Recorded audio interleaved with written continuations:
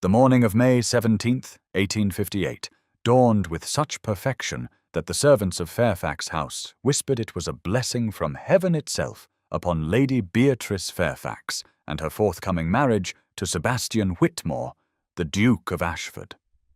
The sky stretched cloudless and blue over London, and by noon, when the wedding was to commence, sunlight poured through the ancient stained glass windows of Westminster Abbey in rivers of crimson, sapphire, and gold, painting the stone floors with pools of celestial colour that seemed to dance as the assembled guests shifted in their pews. 400 souls had gathered within those hallowed walls, representing the pinnacle of English society, peers of the realm in their formal mourning dress, political luminaries whose decisions shaped the nation, distant cousins of the royal family itself, and countless others whose presence testified to the significance of this union between two of England's oldest families. The air hung heavy with the perfume of thousands of white roses and lilies, their blooms cascading from every column and archway, transforming the ancient abbey into a garden of impossible luxury. The altar itself stood draped in white silk, embroidered with gold thread, the fabric so fine it seemed to shimmer in the filtered light, and before it waited the Archbishop of Canterbury himself, prayer book in hand, prepared to sanctify a betrothal that had been arranged before either party could walk or speak. Lady Beatrice Fairfax stood at that altar in a gown that had required 6 months of labour by London's finest seamstresses, ivory silk imported from France, and Belgian lace so delicate it appeared woven from morning mist, her chestnut hair arranged beneath a veil of Honiton lace that had belonged to her grandmother, and her grandmother before her. At 28 years of age, Beatrice knew she was older than most brides, knew that society had long whispered about her unmarried state, even as they acknowledged the binding nature of her childhood betrothal, knew that this day represented not just a wedding, but a vindication of the patience she had maintained through the years of waiting for Sebastian Whitmore to deem himself ready for marriage. Her bouquet of white roses and orange blossoms trembled slightly in her gloved hands, the only outward sign of the nervousness that coiled in her stomach, though whether that nervousness stemmed from anticipation or some deeper foreboding she could not have said. Beside her stood her mother, Lady Henrietta Fairfax, resplendent in lavender silk, whose anxious eyes kept darting toward the Duke as though expecting some disaster even in this moment of triumph. In the front pew sat Captain Thomas Whitmore, the Duke's younger brother, his military uniform crisp and correct, though his face bore an expression of such misery that several guests had remarked upon it in whispers. The Gothic arches of Westminster soared overhead, creating simultaneously a sense of grandeur and claustrophobia, as though the weight of centuries pressed down upon all gathered there, and the magnificent acoustics meant that every whisper, every rustle of silk, every cleared throat echoed through the space with unnatural clarity. Outside the Abbey, carriages lined the streets for blocks, their drivers waiting with the patience born of long service, while crowds of common Londoners pressed against the barriers erected by constables, hoping for a glimpse of what the newspapers had proclaimed the wedding of the season, the marriage that would unite the Fairfax fortune with the Ashford title in an alliance both families had anticipated for nearly 3 decades. Sebastian Whitmore, Duke of Ashford, stood at the altar in formal black mourning dress that emphasized his height and the breadth of his shoulders, his dark hair swept back from features that poets had compared to classical marble, all sharp angles and aristocratic planes, his grey eyes fixed not on his bride but on some point in the middle distance, his jaw tight with attention that Beatrice had noticed the moment she reached his side. He was 32 years old, had inherited his title at the age of 26 upon his father's death, and had spent the 6 years since managing the vast Ashford estates with a precision and dedication that won him respect even from those who found his manner cold. Beatrice had known him all her life, had been bound to him by contract since before either could remember, yet in many ways he remained a stranger, their interactions always formal, always chaperoned, always constrained by the expectations of their respective positions. She had told herself that affection would grow after marriage, that the years ahead would allow them to discover each other beyond the masks of duty they both wore, had even allowed herself to imagine that perhaps something deeper might bloom between them. Now, standing beside him as the Archbishop prepared to begin the ceremony, she felt the coldness radiating from him like a physical force, and wondered if she had been fooling herself all along. The assembled guests had finally settled into expectant silence, fans stilled, whispers quieted, all eyes fixed upon the tableau at the altar, when Sebastian moved with sudden decisive purpose that shattered the moment's sanctity. From within his coat he withdrew a rolled parchment, the betrothal contract that had been signed by their fathers 26 years earlier, the document that had governed both their lives since infancy, and held it aloft where all could see, his hand steady as stone, despite the magnitude of what was about to occur. The Archbishop's eyes widened in confusion. Lady Henrietta gasped audibly, and Beatrice felt her heart begin to hammer against her ribs in a rhythm of pure dread as Sebastian's fingers found the edge of that precious parchment and began to tear. The sound of ripping paper echoed through Westminster Abbey like a thunderclap, each methodical tear, precise and deliberate, Sebastian's face betraying no emotion as he reduced the contract to strips and let them fall like snow upon the white silk that draped the altar. 400 people sat frozen in shock, unable to comprehend what they were witnessing, as the Duke of Ashford destroyed the legal foundation of the marriage that was to have taken place. Beatrice could not move, could not breathe, could only watch as her entire future disintegrated before her eyes, her fingers tightening on her bouquet until the thorns of the roses pierced through her gloves and drew blood that spotted the white silk like accusatory crimson tears.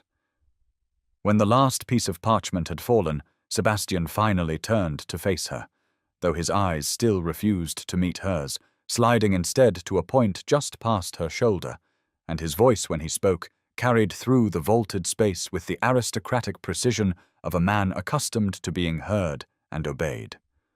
"I cannot in good conscience bind myself to a woman whose affections are directed elsewhere," he declared, each word falling like a stone into still water, sending ripples of shock through the congregation. "This betrothal, arranged since our childhoods, was built on a foundation I believed to be mutual respect and perhaps in time affection. I have discovered I was mistaken." The words seemed to come from very far away to Beatrice, who felt as though she were drowning, sinking beneath dark water while the world above continued without her. "Your Grace," she managed, her voice barely audible even in that space designed to carry sound. "If you would permit me to explain." Sebastian cut her off with a gesture, still refusing to look directly at her, his profile sharp as a blade against the colored light streaming through the windows behind them. "The evidence speaks plainly enough, Lady Beatrice," he said, and she could hear something beneath the cold control of his voice, some tremor of emotion he was fighting to suppress. "I release you from all obligations. May you find happiness where your heart truly lies." Then he turned on his heel with military precision and began to walk down the long aisle toward the abbey doors, his footsteps echoing in the stunned silence, 400 pairs of eyes tracking his progress in disbelief. The spell broke as he reached the midpoint of the aisle, and suddenly the abbey erupted in chaos, voices rising in a cacophony of shock and speculation and barely concealed delight at such unprecedented scandal. Lady Henrietta swayed, and would have fallen had not the Countess of Pembroke caught her, though even as that lady supported her, she was whispering urgently to her daughter about the disaster unfolding before them. Captain Thomas Whitmore had risen from his pew, his face stricken with an expression of guilt and horror that would have told a careful observer everything they needed to know about his role in this catastrophe, but no one was watching Thomas. The Archbishop fumbled with his prayer book, dropping it entirely, the thud of its impact on the stone floor punctuating the moment. Whispers raced through the congregation like wildfire, fragments of speculation and gossip that would within hours spread through every drawing room in London. "The Whitmore scandal continues," someone hissed, and another voice replied, "First his father's gambling debts, now this." "Poor Lady Beatrice," murmured a third voice with the particular satisfaction of those who delight in others' misfortunes, jilted at Westminster itself. Beatrice stood motionless at the altar, her world collapsing around her, while the physical world remained stubbornly intact, the flowers still blooming, the light still streaming through ancient glass, her heart still beating though she wished desperately that it would stop. Blood from the rose thorns had begun to seep through her gloves in earnest now, small red flowers blooming on white silk, and somewhere in the chaos of her mind she thought how appropriate it was that her wedding day should involve her own blood. She would not cry, she told herself fiercely, would not give these 400 witnesses the satisfaction of seeing her break, would not collapse as her mother had done. Instead, she lifted her chin with the same defiant dignity that had sustained her through 28 years of society's subtle cruelties and less subtle dismissals, and stood tall as a queen before her executioners. Sebastian had reached the Abbey doors now, had passed through them into the London sunlight without a backward glance, leaving behind him a bride abandoned at the altar and a scandal that would echo through society for years to come. The crowd outside erupted in confused noise as the Duke appeared alone, climbing into his waiting carriage and departing at speed, the horses' hooves striking sparks from the cobblestones in their haste. Inside Westminster Abbey, Beatrice Fairfax remained standing at the altar in her wedding gown, surrounded by the ruins of her reputation and the ghost of her future, her bouquet of white roses staining her gloves with blood, while 400 witnesses whispered and stared and committed every detail to memory so they might share this delicious scandal over tea for months to come. The scent of lilies had become cloying, suffocating, and the pools of coloured light on the floor seemed to mock her with their beauty. This was how it ended, then, she thought with a strange detachment born of shock. Not with vows and joy and the beginning of a new life, but with torn parchment and public humiliation and the certain knowledge that she would from this moment forward be defined by this disaster, would be forever the woman rejected by the Duke of Ashford at Westminster Abbey itself, the bride who was not good enough, whose affections had been elsewhere though she herself had not known it. The Archbishop approached her hesitantly, clearly uncertain what protocol governed such an unprecedented situation. But Beatrice did not wait for his counsel. She turned from the altar with her head held high, placed the bloodied bouquet carefully on the white silk draping where moments before her betrothal contract had been destroyed, and began the long walk back down the aisle she had so recently traversed in hope. The crowd parted before her as though she carried plague, and she could feel their eyes upon her like physical weights, could hear the whispers following in her wake, could sense the mixture of pity and gleeful scandal that her ruin had inspired.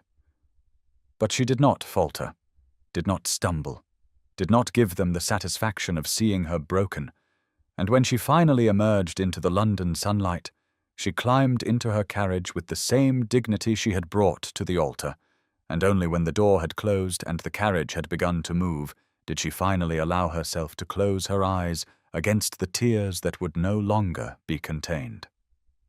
3 days after the disaster at Westminster Abbey, Fairfax House had taken on the atmosphere of a tomb, its windows shuttered against the curious stares of passers-by who slowed their carriages hoping for a glimpse of the ruined bride, its doors firmly closed against the flood of visitors who called ostensibly to offer sympathy but truly to satisfy their appetite for scandal. Lady Beatrice Fairfax had not left her rooms since returning from the Abbey, had refused all callers with a firmness that bordered on rudeness, and had taken to wearing black as though mourning a death, which in a sense she was, the death of her future, her reputation, and whatever foolish hope she had harboured that Sebastian Whitmore might have cared for her beyond the obligations of their arranged betrothal. The morning room where she now sat had once been her favourite space in the house, its tall windows facing the garden, its walls papered in a cheerful yellow that caught the morning light. But now the curtains were drawn halfway, as though the room itself could not bear to face the world fully, and the trunks containing her wedding trousseau stood in the corner like silent accusers, packed with gowns and linens she would never use, a future that would never unfold. Rain had begun that morning, a light pattering against the windows that matched the grey desolation of her mood, and somewhere in the house servants whispered in hallways, their voices carrying just enough for her to know she was being discussed, but not enough to discern the words. On a side table near her chair sat a silver tray piled with unopened letters, expressions of sympathy from acquaintances she could not bear to face, and beside them lay a newspaper whose headline she could see even from across the room in bold, merciless print. Westminster wedding becomes Westminster scandal. A clock on the mantel ticked with aggressive loudness in the silence, each second a small eternity, and Beatrice sat in a straight-backed chair with the rigid posture of one who dared not relax lest she shatter entirely. Her hands folded in her lap, her face composed in an expression of cold dignity that concealed the chaos within. Her mother, Lady Henrietta Fairfax, hovered anxiously in the doorway, having recovered from her faint at the Abbey, but not from the social catastrophe that had befallen their family, torn between the dictates of propriety and a mother's desperate hope that somehow this nightmare might still be salvaged. The household had fallen into an uneasy routine of grief and whispered speculation when, on the afternoon of the third day, that routine was shattered by the arrival of Captain Thomas Whitmore, who appeared at the front door demanding to see Lady Beatrice with an urgency that bordered on violence. The butler, trained in the art of polite refusal, informed the captain that Lady Beatrice was not receiving visitors, to which Thomas replied that he was not a visitor, but the cause of her ruin, and would not be turned away, his voice rising loud enough that Beatrice heard it from her morning-room sanctuary. She sent word through her maid that she would not see him, could not bear to see anyone connected to the Whitmore family, could not face the brother of the man who had destroyed her so publicly and completely. But Thomas refused to leave, took up a position in the entrance hall, and declared he would remain there until she granted him audience. Propriety be damned. For nearly an hour he waited while Beatrice wrestled with her decision, part of her wanting to hear what explanation he might offer, part of her wanting nothing more than to maintain her isolation from a world that had proven so cruel.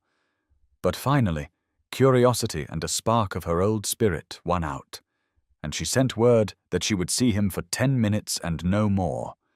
Thomas entered the morning room like a man facing execution, his usually immaculate military bearing replaced by an agitation that expressed itself in every jerky movement, and the moment the door closed behind him, he began to pace the room with frenetic energy, running his hands through his dark hair repeatedly until it stood in wild disarray.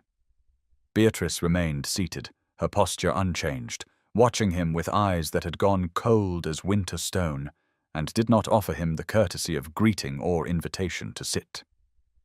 Lady Henrietta positioned herself just outside the door, leaving it slightly ajar in a nod to propriety, while clearly intending to listen to every word spoken, her presence a reminder that even in ruin, certain forms must be maintained.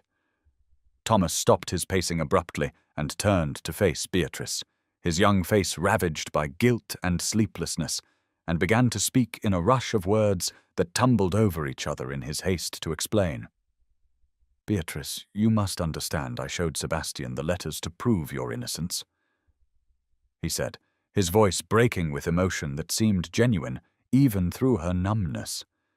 "They were about Wordsworth and Coleridge, nothing more, discussions of poetry and philosophy after father died, and I was lost, and you were kind enough to help me make sense of the romantic poets who seemed to speak to my grief.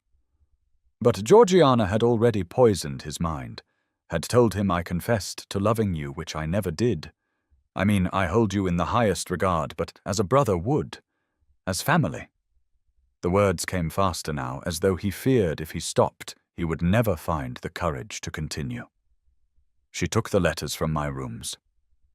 Beatrice, our cousin Georgiana, who has always loved Sebastian, though he never saw her as anything but family.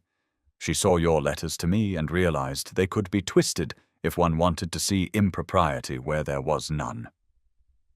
Beatrice listened with a stillness that was more frightening than any outburst, her face betraying nothing of the horror and fury building within her as the truth of her destruction began to emerge, piece by careful piece. "So my reputation lies in ruins because you would die for me," she said finally, her voice like ice cutting through his frantic explanations. "How very noble, Thomas!" He flinched as though she had struck him, but pressed on, dropping to his knees before her chair in a gesture of supplication that would have been theatrical had his distress not been so evident. "I went to him to defend you," he insisted, his hands gripping the arms of her chair. "I told him the letters were perfectly innocent, that you were helping me understand poetry after father's death left me adrift and uncertain. But Sebastian's grief has made him suspicious of everyone, has turned him into someone I barely recognize, hard and cold, and seeing betrayal in every shadow." The captain's voice dropped to barely above a whisper as he continued. "He said to me, 'A man does not seek comfort from his brother's intended, unless his intentions are less than honorable.' And I tried to explain that it was not comfort I sought, but education, that you were merely being kind to a grieving fool, but he would not hear it." "And you let him believe it?" Beatrice asked, her words precise and cutting. Thomas's face crumpled with shame, and he shook his head violently. "I tried to explain, but then I lost my temper, which I should not have done. Said something foolish about him not deserving you if he could not see your virtue plainly, if he could trust the manipulations of Georgiana over your character. He took it as confirmation, Beatrice, saw my defense of you as proof that my feelings were what she had claimed them to be. I told him I would die for you, and meant it as a brother would mean it, as anyone who knows your goodness would mean it. But in his grief and suspicion he heard it as a declaration of romantic love." The rain against the windows had intensified, creating a steady drumbeat that underscored the revelation unfolding in the morning room, and somewhere in the house a door closed with a sound like a gunshot. Beatrice sat motionless, processing the information, feeling vindication war with despair in her chest. For yes, she was innocent. Yes, she had been manipulated. Yes, this entire catastrophe was built on lies and misunderstanding. But none of that changed the essential truth that Sebastian had not trusted her enough to ask her directly, had chosen to believe the worst without granting her the courtesy of explanation or defense. "Georgiana Dashwood," she said slowly, testing the name on her tongue like poison. "Our cousin Georgiana, who used to follow Sebastian about at family gatherings like a devoted puppy, who would arrange to sit beside him at dinner, who looked at him as though he hung the moon and stars." Thomas nodded miserably. "She had access to my rooms as family, knew where I kept correspondence, and selected the letters that could be read with suspicion, if one was inclined to suspicion. Your discussions of passion in Wordsworth, of the nature of love in Coleridge's verse, of the soul's longing for connection, all innocent in context, but damning when removed from it and presented to a man already wounded and wary. And she has been visiting Sebastian at Ashford Manor," Beatrice said. "Not a question but a statement, pieces falling into terrible place." Thomas's expression confirmed it before his words did. "Daily," he admitted, offering comfort in his time of trial, as she puts it, positioning herself as the understanding friend while you are cast as the betrayer. The solicitor Sebastian sent to arrange the separation of properties mentioned it, said Lady Georgiana has been most attentive to his Grace's well-being. Beatrice felt something cold and hard crystallize in her chest, rage pure and clarifying after 3 days of grief and confusion. She stood abruptly, forcing Thomas to scramble backward, and crossed to the window where she stared out at the rain-soaked garden without seeing it. "So I am ruined," she said quietly, because your cousin is a manipulative schemer, and your brother is too consumed by grief and pride to seek the truth before destroying an innocent woman." Thomas rose from his knees, his face anguished. "I am leaving for India with my regiment," he said abruptly. "I cannot remain here knowing what my foolish words and Georgiana's scheming have cost you." "I thought I was defending you, Beatrice, but I have only made things worse, and I cannot bear to see the wreckage I have helped create." "How convenient for you," Beatrice replied, without turning from the window, her voice devoid of the warmth she had once shown him. "You may flee to India and adventure, while I remain here to live with the consequences of your noble defense." Thomas made a sound like a wounded animal, but did not dispute her words. "I am sorry," he whispered, inadequate and true. "I am so desperately sorry, Beatrice." "You should be," she said, finally turning to face him, and saw that tears tracked down his young face, genuine remorse that did nothing to repair the damage done. "When do you leave for India?" "Within the fortnight," he replied. "I requested an immediate posting, could not stay here another moment knowing what I had done." "Then go," she said with finality, "and try in future to think before you speak, particularly when defending ladies who require no defense because they have done nothing wrong." Thomas moved toward the door, then paused with his hand on the handle. "Sebastian is suffering too," he said quietly. "He has shut himself away at Ashford Manor, will see no one save Georgiana, who he still believes is merely being kind. He thinks he acted honorably, Beatrice, thinks he saved you from a loveless marriage to a man who could not love you properly when your heart belonged elsewhere. He is wrong," she said flatly, "but that wrongness has already destroyed me, so his suffering is of little consequence."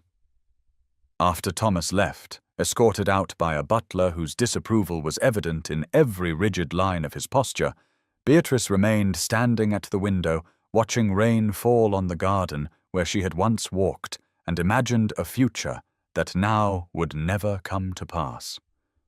Lady Henrietta entered the room tentatively, her face alight with desperate hope. "Did you hear?" she asked.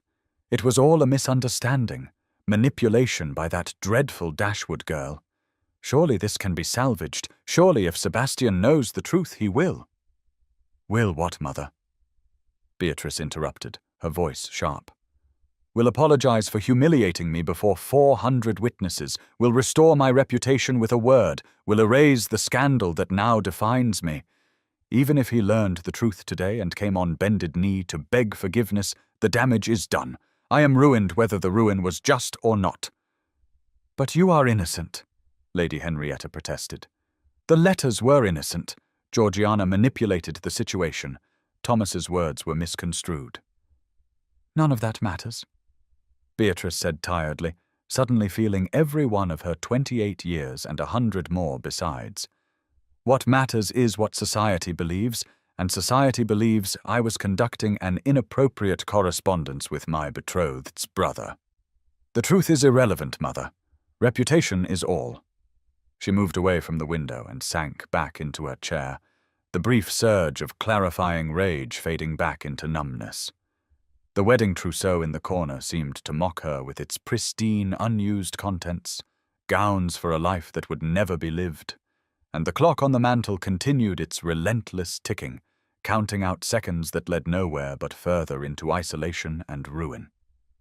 Outside, the rain fell harder now, and somewhere across London at his country estate, Sebastian Whitmore sat in ignorance of the truth, believing himself honourable and Beatrice false, while Georgiana Dashwood no doubt poured poison into his ears with every sympathetic visit, positioning herself as the woman who might heal his wounded heart.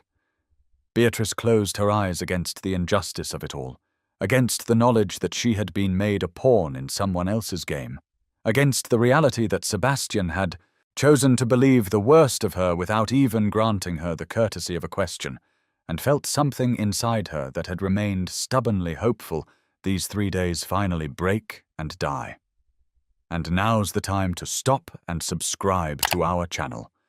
Every subscriber brings us closer to 1,000, which helps us keep these stories alive and coming your way.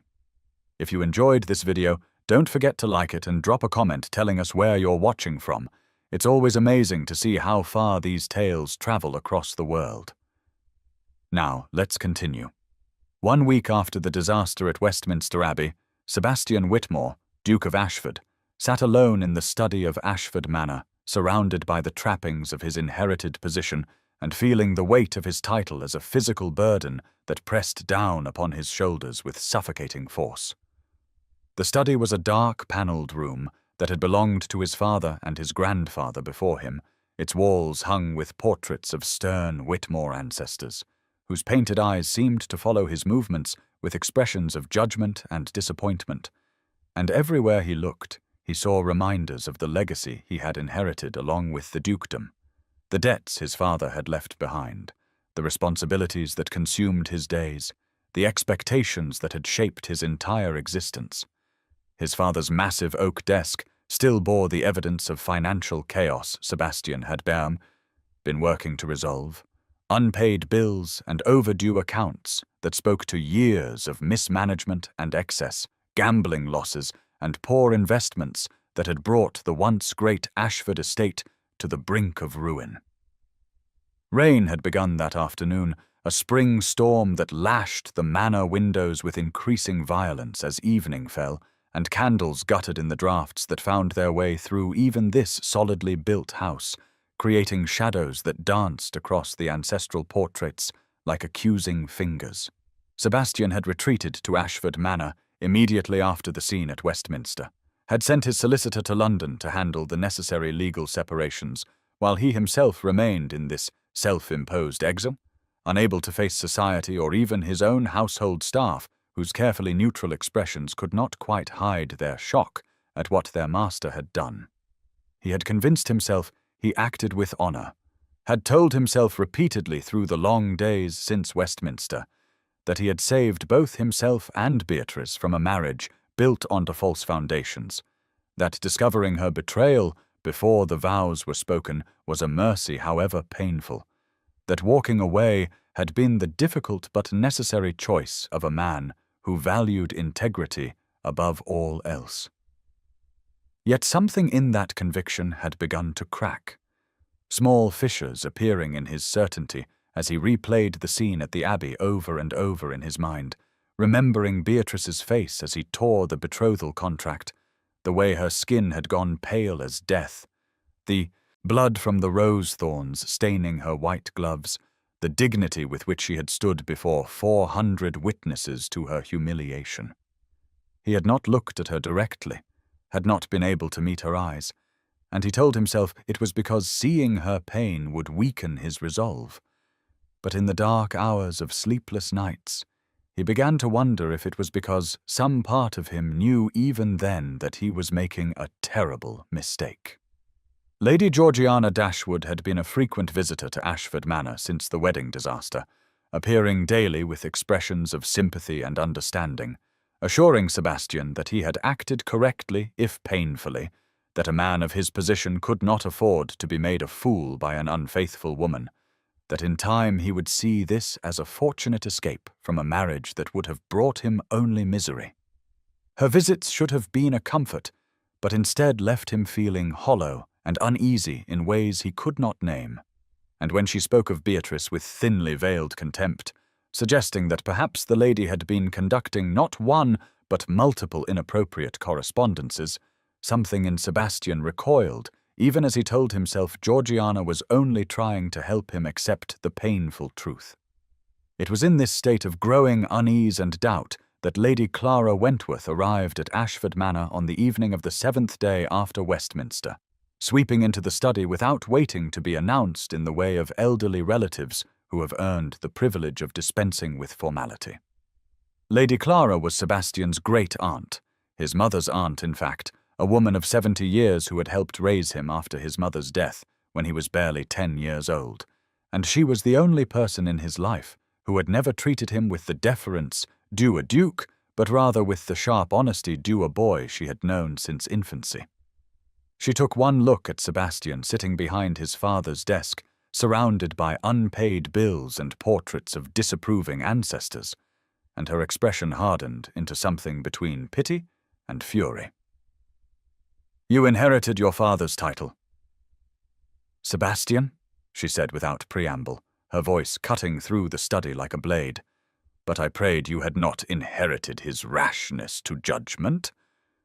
It seems my prayers went unanswered. Sebastian rose from his chair, startled by both her arrival and the anger in her tone. "Aunt Clara." "I did not expect you," he began, but she waved away his words with an impatient gesture and crossed to stand before the desk, drawing from her reticule a folded letter that she placed on the surface with the care one might use when handling something poisonous. "Read this," she commanded, "and then you will listen to what I have come to tell you, and God help you, Sebastian, for what you have done." He picked up the letter with hands that had begun to tremble, though he could not have said why, unfolded it with growing dread, and began to read the elegant feminine script that filled the page. It was a letter from Georgiana Dashwood to a friend, dated 3 days before the wedding, and as Sebastian read its contents, the study seemed to tilt around him, the portraits on the walls blurring, his breath coming short and painful in his chest. The little fool actually believes those insipid letters to Thomas are what convinced him, Georgiana had written with obvious satisfaction. Sebastian sees betrayal everywhere since his father's death, has become suspicious and withdrawn, and it required only the smallest push to turn that suspicion toward his precious Beatrice. I merely suggested to him that a woman who writes so passionately about love and longing to another man might not have her heart entirely committed to her betrothed, and his wounded pride did the rest. Thomas's dramatic declaration that he would die for her was a gift I could not have anticipated, but used most effectively. Soon enough, Sebastian will realize he needs someone who understands him, who has been faithful when others were false, and he will turn to me as he should have done years ago before his father trapped him in that ridiculous betrothal to settle gambling debts. By summer I expect to be the Duchess of Ashford, and Beatrice Fairfax will be nothing but an unfortunate memory of a scandal narrowly avoided. The letter fell from Sebastian's shaking hands onto the desk, and he stood frozen, unable to move or speak or breathe, the world contracting to a single point of horrific understanding.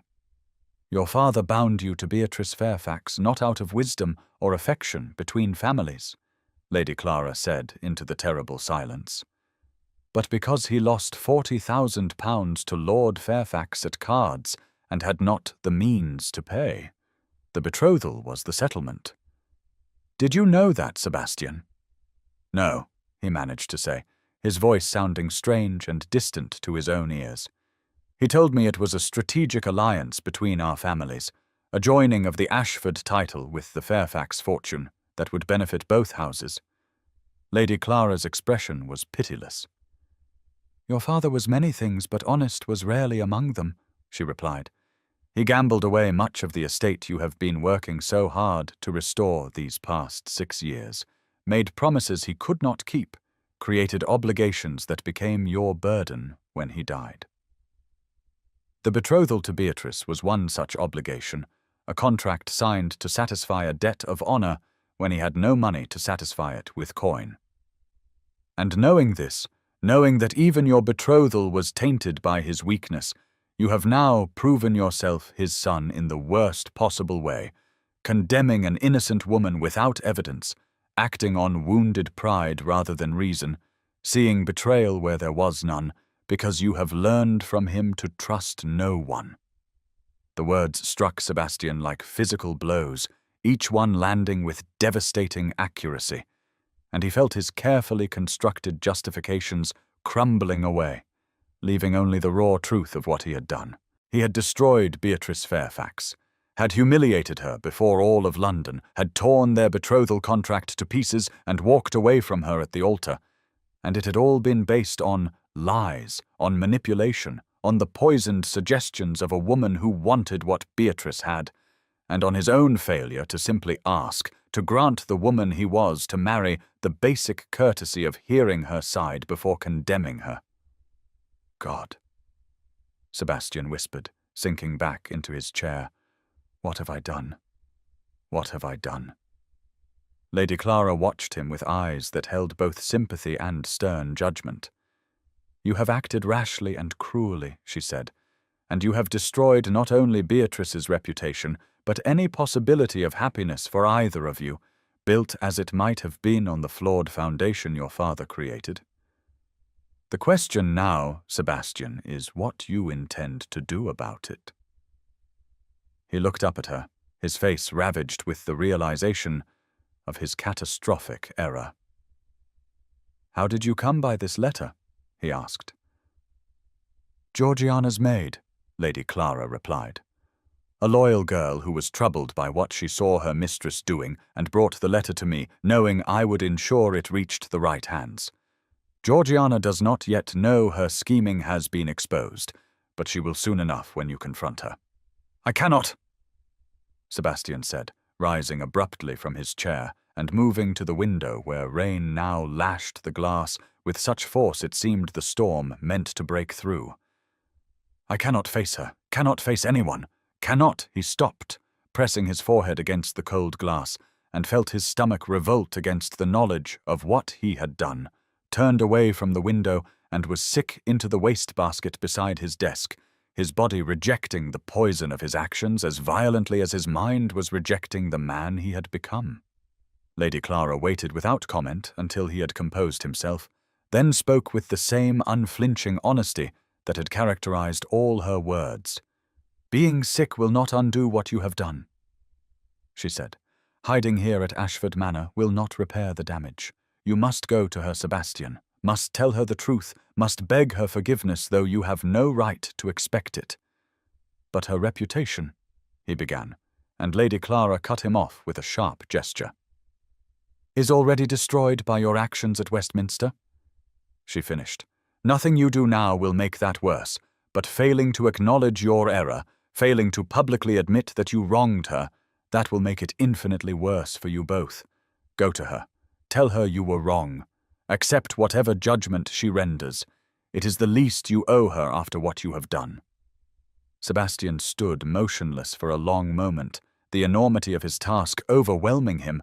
Then something shifted in his expression, the paralysis of horror giving way to desperate purpose. He strode from the study, shouting for his horse to be saddled immediately, ignoring the startled servants who scrambled to obey, and within minutes he was riding out from Ashford Manor into the building storm, his face set with grim determination as rain soaked through his coat and the darkness closed around him. The ride to London was a nightmare of mud and rain and treacherous footing, the storm that had been building all day now unleashed in full fury. But Sebastian drove his horse forward with reckless urgency, heedless of the danger, thinking only of Beatrice and the terrible wrong he had done her, the innocent woman he had destroyed based on lies and his own poisoned suspicions. He reached London near midnight, the streets transformed into rivers by the torrential rain, gas lamps creating halos of light in the downpour that did little to illuminate the way, and rode directly to Grosvenor Square where Fairfax House stood dark and shuttered against the night. He dismounted before the front entrance, his clothes soaked through, his hair plastered to his head, rain streaming down his face, and approached the door with the intention of demanding immediate entry, but the butler who answered his knock was implacable in his refusal. Her ladyship is not receiving visitors, Your Grace, the man said with a careful neutrality that could not quite hide his disapproval. Particularly not at this hour, and most particularly not you. Tell Lady Beatrice that Sebastian Whitmore begs an audience, Sebastian said, his voice hoarse from the ride and the rain. Tell her I will wait until she grants it. The butler's expression did not change.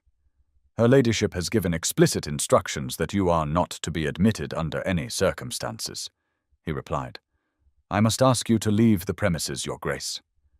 Then I will wait here, Sebastian said, and turned away from the door to take up a position in the square across from Fairfax House, in the small park at its centre, where on fine days nurses brought their charges to play, and on evenings couples strolled beneath the trees.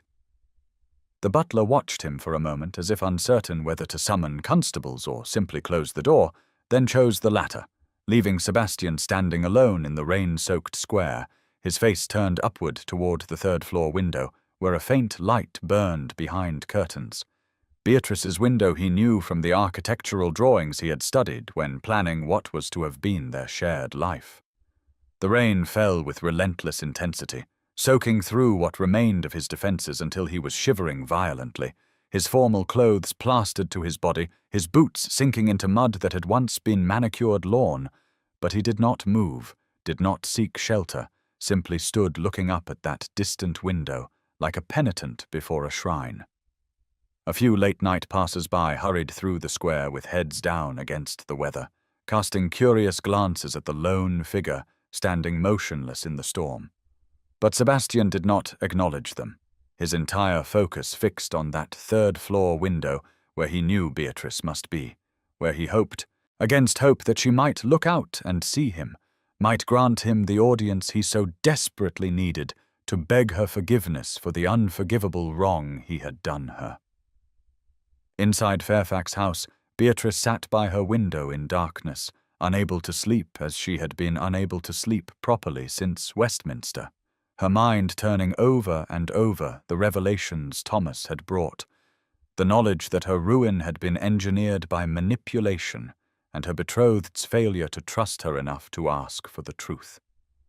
She had been sitting thus for hours, staring out at the rain-swept square without really seeing it, when movement below caught her attention, and she focused on the figure standing in the small park across from her house.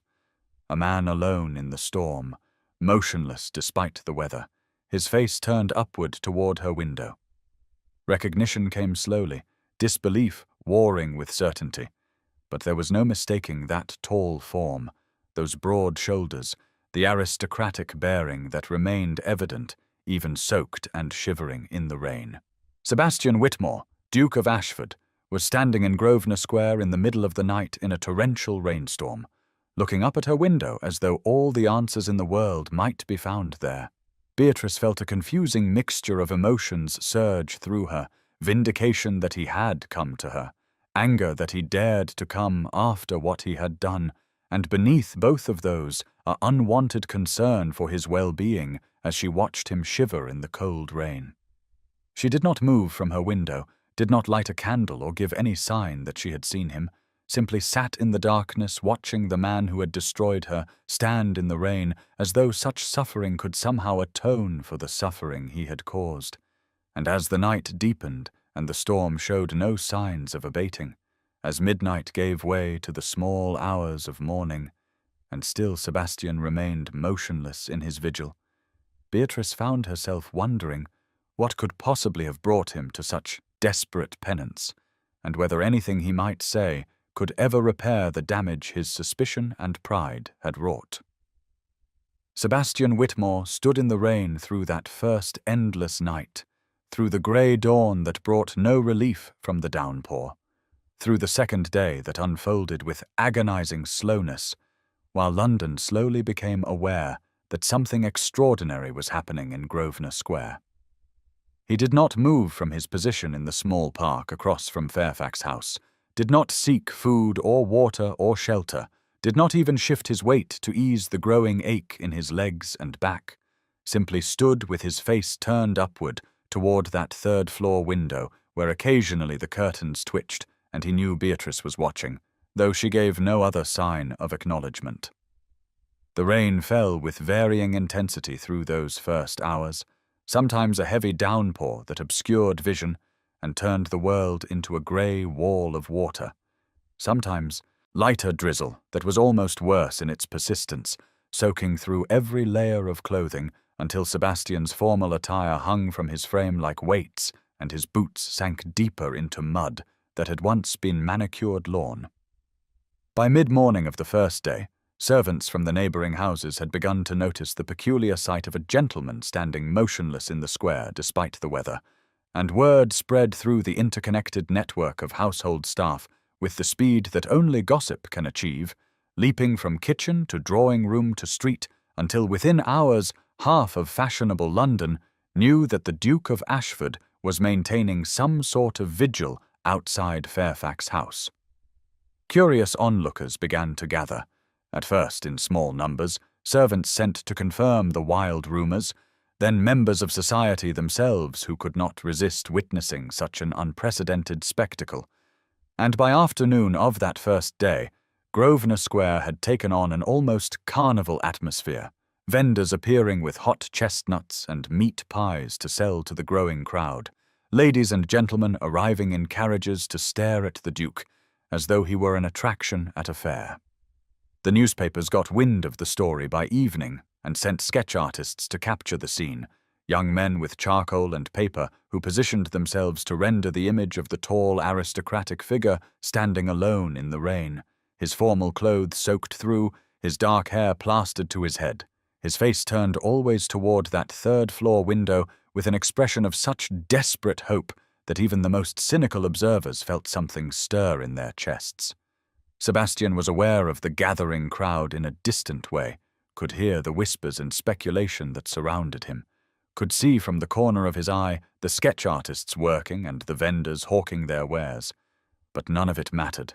None of it penetrated the singular focus he maintained on Beatrice's window, on the faint glow of candlelight behind the curtains, on the hope that perhaps if he stood here long enough, suffered enough, demonstrated clearly enough the depth of his remorse, she might grant him the audience he so desperately needed to beg her forgiveness. His body began to rebel against the punishment he was inflicting upon it as the first day wore into evening and then night. Shivering that started as occasional tremors became constant, violent shaking, his lips taking on a blue tinge that was visible even in the dim light of the gas lamps that ringed the square, his breathing growing labored and painful in his chest. But he did not move, did not acknowledge his physical distress any more than he acknowledged the crowd that watched his suffering with varying degrees of sympathy and scandal.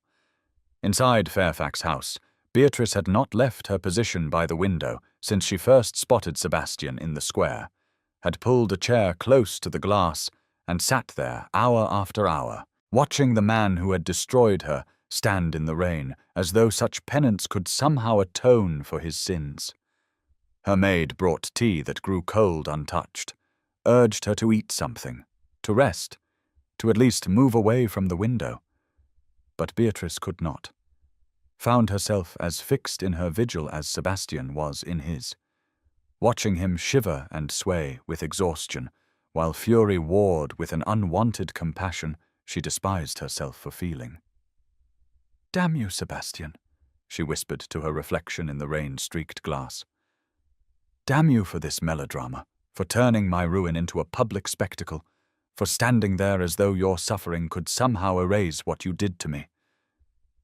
Yet even as the words left her lips, she could not look away, could not stop cataloguing the signs of his deterioration, the way his shoulders had begun to slump forward, the trembling that was now visible even from her third-floor vantage, the blue tinge spreading from his lips across his face. Lady Henrietta appeared at the door of Beatrice's room multiple times through that first day and night, her expression increasingly frantic as the scandal of the Duke's vigil spread through London with even more speed than the Westminster disaster had done. "You must do something," she pleaded with her daughter. "Either receive him or send him away, but this cannot continue. The entire city is talking about nothing else. Wagers are being placed at the gentlemen's clubs about how long he will last. The newspapers are calling it the Duke's Vigil, as though it were some romantic tale rather than an appalling public display." "Let them talk," Beatrice replied without turning from the window. "Let them wager and speculate and make their sketches. He chose to make our business public at Westminster, and now he has chosen to make his penance equally public. I will not be manipulated by his suffering.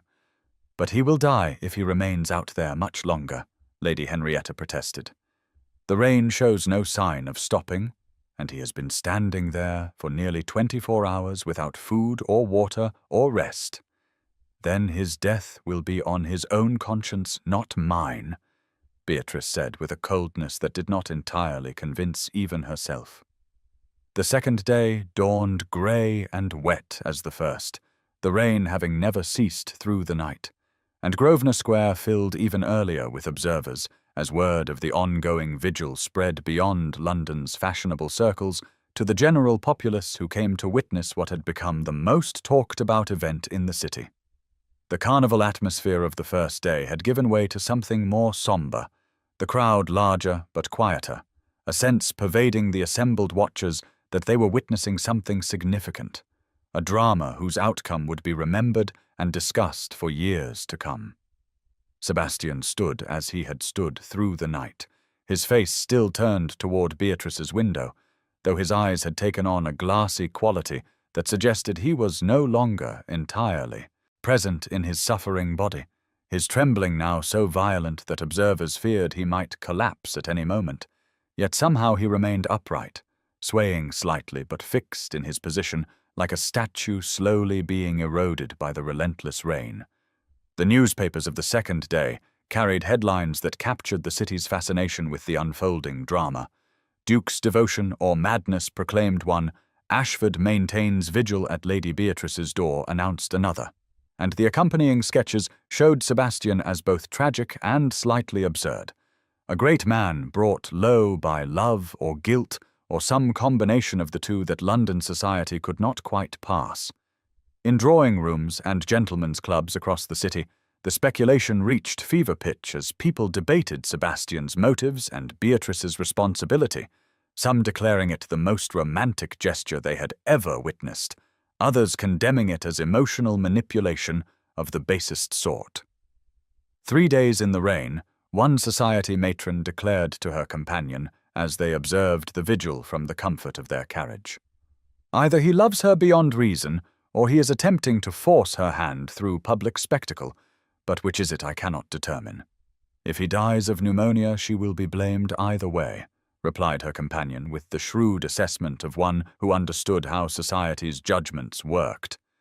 Clever of him, actually, to transform himself from villain to victim through sheer endurance of suffering.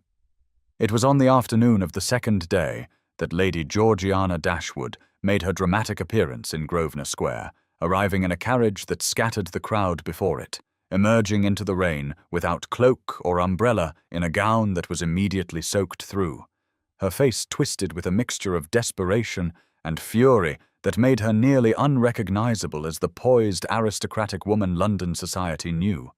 She pushed through the crowd toward where Sebastian stood, calling his name with increasing hysteria, and when she reached him, she grabbed his arm with both hands as though to physically shake him from his vigil.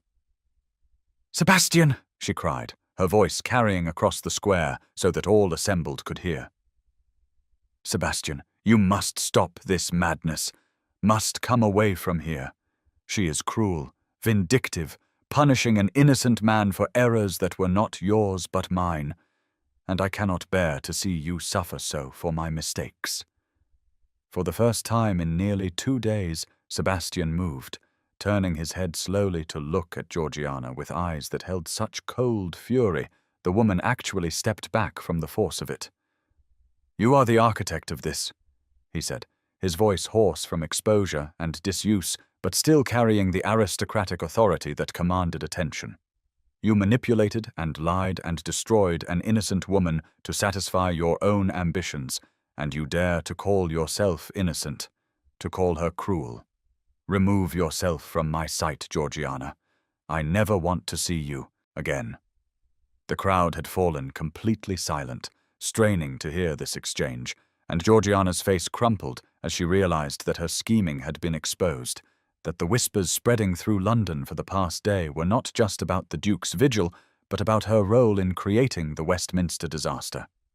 She opened her mouth as though to protest or plead, then seemed to recognize the futility of either, and fled back to her carriage, her reputation as thoroughly destroyed as Beatrice's had been, though for far more deserved reasons. Thomas Whitmore appeared in the square on the evening of the second day, having delayed his departure for India by 24 hours when he heard of Sebastian's vigil, and he approached his brother with a mixture of anger and concern warring in his young face. Sebastian did not acknowledge his approach until Thomas stood directly before him, blocking his view of Beatrice's window, and even then the Duke's eyes tried to look past him as though Thomas were merely an obstacle to be waited out. "You destroyed her, Sebastian," Thomas said quietly, his voice rough with emotion. "You destroyed the best woman either of us has ever known because you could not be bothered to ask for the truth, because you chose to believe Georgiana's poison over Beatrice's character. And now you stand here as though your suffering could somehow make that right." "I know," Sebastian replied, his voice barely above a whisper. "Strike me, Thomas. God knows I deserve it, and far worse." "What would that accomplish?" Thomas asked, and something in his anger seemed to deflate as he really looked at his brother for the first time, saw the blue lips and the violent trembling and the glassy eyes that spoke of a man pushed far past the limits of endurance. "You are already punishing yourself more than I ever could." He paused, then added more softly, "She watches you from her window. Every hour. She will not admit it, but I saw her when I called this morning. She has not left that chair since you arrived." The words seemed to give Sebastian some measure of comfort, despite his obvious suffering, a slight relaxation in his rigid posture that suggested this knowledge made the pain worthwhile, and Thomas shook his head in something between admiration and despair before turning away to leave his brother to his self-imposed penance. The third day brought even more observers to Grosvenor Square, as London held its collective breath, waiting to see how this extraordinary drama would resolve, the crowd now so large that constables had to be called to maintain order, and the atmosphere had shifted again from somber fascination to genuine concern as it became increasingly clear that the Duke could not survive much longer in his current state. Someone from the crowd approached with an umbrella, attempting to hold it over Sebastian's head to provide at least some shelter from the relentless rain, but he refused it with a small shake of his head, would not accept even that. Small mercy, and the would-be helper retreated, looking troubled by what he had witnessed in the Duke's eyes. Beatrice had not slept more than a few minutes at a time through the 3 days of Sebastian's vigil, had barely eaten, despite her mother's increasingly frantic attempts to force food upon her, had done nothing but sit at her window, watching the man who had ruined her slowly destroy himself in what appeared to be an act of genuine remorse.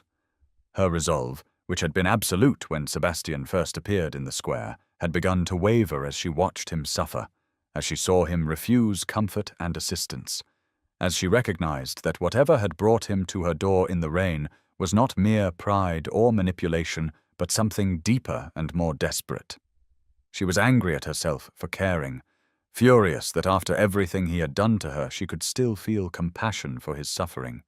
Yet she could not deny the emotion that rose in her chest each time his body swayed with exhaustion, or his trembling became so violent she feared he would fall. On the third night, as darkness fell and the gas lamps were lit around the square, creating halos of light in the continuing rain, Sebastian finally reached the limits of what his body could endure, his legs giving way beneath him without warning, collapsing into the mud that had become as much his element as the rain. The crowd gasped collectively, surging forward, but it was the servants of Fairfax House who reached him first, having been positioned near the doors on Beatrice's whispered instruction an hour earlier, when she had seen his swaying become more pronounced and recognized that his collapse was imminent. "Bring him inside," she had told the butler in a voice that brooked no argument but was barely audible even in the quiet of her room. "The servants' quarters. I will not have his death on my conscience, but I am not ready to see him." As the footman lifted Sebastian's limp form from the mud, he stirred enough to murmur words that those closest could just make out, a fevered whisper that repeated over and over the name Beatrice, and the phrases, "Forgive me, and I see only you and always only you," the delirious confessions of a man whose defenses had been entirely stripped away by 3 days of rain and suffering, and the recognition of unforgivable wrong committed against someone he had destroyed through his own pride and suspicion. The crowd watched in tense silence as Sebastian was carried into Fairfax House through the servants' entrance, disappearing from view after 3 days of constant vigil, and slowly the assembled observers began to disperse, talking in hushed voices about what they had witnessed, about the Duke's suffering and Lady Beatrice's mercy in finally bringing him in from the killing rain, about whether this extraordinary penance would be enough to atone for the Westminster disaster, or whether some wrongs were simply too public and too devastating to ever truly repair. And as Grosvenor Square gradually emptied of all but the most dedicated watchers, the rain that had fallen without cease for 3 days finally began to lighten, as though even the weather recognized that one chapter of this drama had ended, and another, more uncertain one was about to begin. The servants' quarters where they brought Sebastian after his collapse were located in the uppermost floor of Fairfax House, small plain rooms that stood in stark contrast to the grandeur of the main residence, furnished simply with narrow beds and basic necessities, spaces meant for sleep and little else. The room where Sebastian now lay struggling against fever was particularly modest, containing only a single bed, a straight-backed chair, a small table bearing medicine bottles and a wash basin, and one narrow window through which rain continued to patter, though with less violence than the previous 3 days, as if the storm itself was finally exhausting its fury. A single candle burned on the bedside table, and a small fire crackled in the grate, both fighting against the chill that had settled into the room along with the smell of feverfew and camphor, the medicinal odors that spoke of serious illness and the battle being waged for survival. Sebastian had been carried unconscious from the mud of Grosvenor Square, his formal clothes so soaked and filthy they had to be cut from his body, revealing skin gone pale and cold to the touch, lips blue, breathing shallow and labored in a way that made the doctor summoned by Beatrice shake his head gravely as he conducted his examination. "The pneumonia is severe," the doctor had told her as she stood in the doorway of the sick room, unwilling to enter but unable to stay away. "The next day will tell whether he has the constitution to fight it off. He asks for you in his delirium, my lady. Perhaps your voice might anchor him, give him something to fight toward."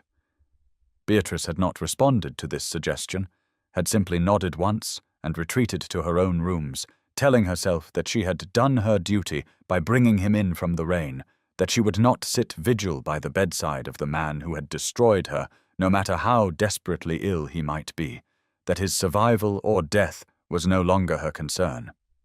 Yet even as she made these declarations to herself, she found her feet carrying her back to that upper floor, found herself standing outside the door to the servants' quarters, listening to the sounds of Sebastian's fevered thrashing and the murmured words that escaped him in his delirium.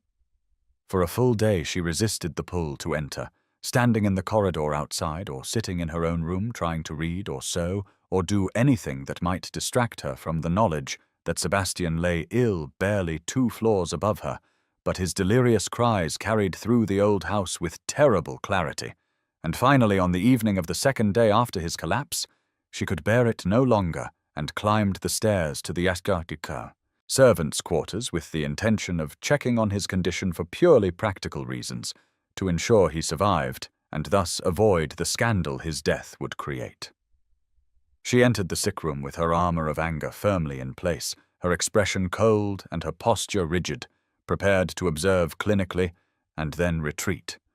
But the sight of Sebastian in that narrow bed destroyed her careful defenses more thoroughly than any plea or argument could have done. He looked diminished in a way she had never seen him. The imposing Duke reduced to a man racked by fever, his dark hair matted with sweat, his face flushed and then pale by turns as the illness seized him, his powerful frame seeming somehow smaller beneath the plain blankets. He thrashed restlessly, his head turning from side to side, his hands clutching at the bedclothes, and from his lips poured a stream of fevered confessions that froze Beatrice in place as she realized she was hearing truths Sebastian would never have spoken in full consciousness. "Father said I must always suspect," he murmured, his voice hoarse and broken. "Trust no one, never trust anyone. All women are unfaithful given opportunity. Guard yourself, Sebastian. Guard yourself, or you will be destroyed as I was destroyed. But I trusted her. I trusted only her. And then the letters came, and I thought. His words dissolved into incoherent sounds of distress, and then reformed into different fragments. God, I am him. I am becoming him. I swore I would never be him, but I am exactly him, suspicious and cruel and destroying everything good.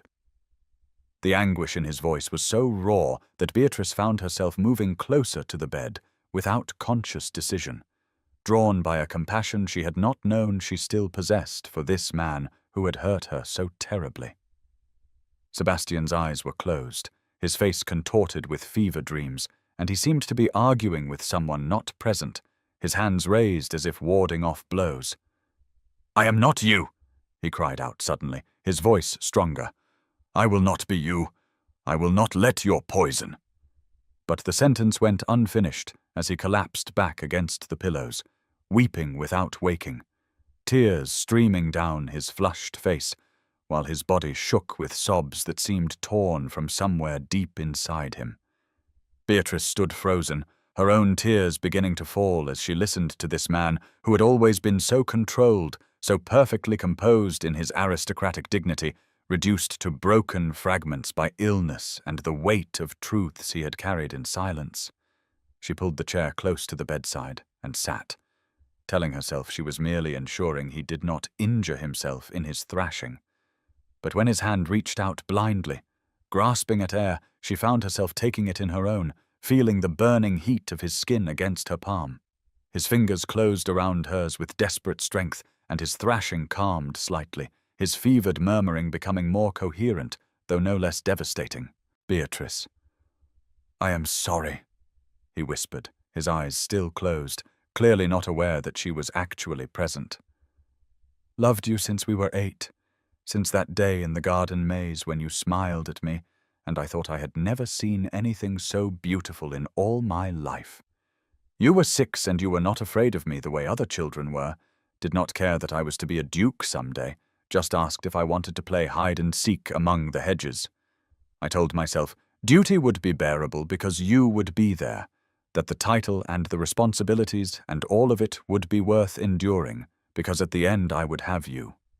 Only beautiful thing in all of it, only light in the darkness my father created. The betrothal was not duty to me, Beatrice.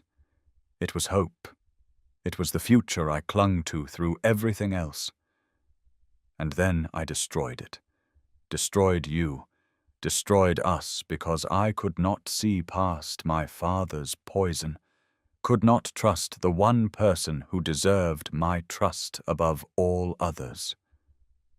His voice broke entirely on the last words, and he wept again, his grip on Beatrice's hand tightening until she thought her bones might crack.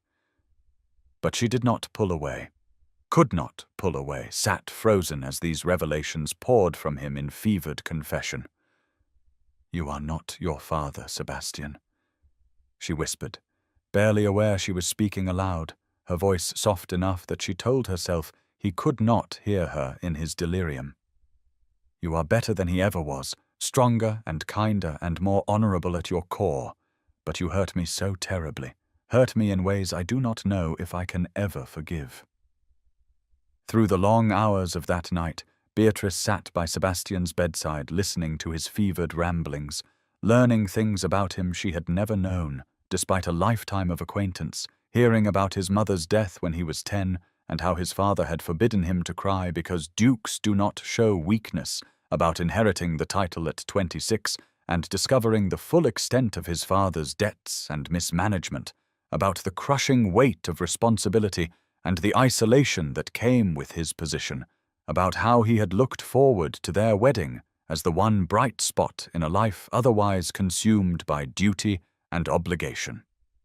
She learned that on his deathbed, his father had told him all women are unfaithful, given opportunity guard yourself, poisoning Sebastian's mind with suspicion just weeks before the letters from Thomas had surfaced, creating the perfect conditions for Georgiana's manipulation to take root.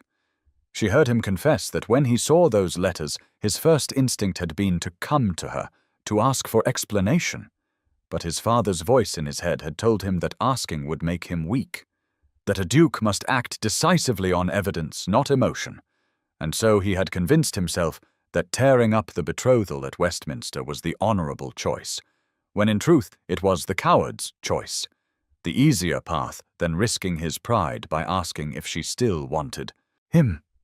"I was afraid," Sebastian murmured in a moment of terrible clarity, his fevered eyes opening but not seeing the room around him, looking at something or someone only he could perceive. "Afraid that if I asked you would tell me the truth, that you did love Thomas, that the betrothal had always been duty to you when it was everything to me, and I could not bear to hear it spoken aloud, so I convinced myself I was acting with honour, when really I was just too much a coward to face the possibility that you had never wanted me at all." The fever raged through the night and into the next day, Sebastian alternating between periods of relative calm when he slept fitfully, and violent episodes where he thrashed and cried out, reliving moments from his past, arguing with his father, begging Beatrice for forgiveness, revealing piece by piece the man beneath the ducal facade. Beatrice remained at his bedside through all of it, had a cot brought to the room so she could rest without leaving, ignored her mother's shocked protests about propriety, told the servants to bring water and clean cloths, and left her otherwise undisturbed. She sponged his forehead when the fever spiked, held his hand when he reached for her, whispered, "I am here.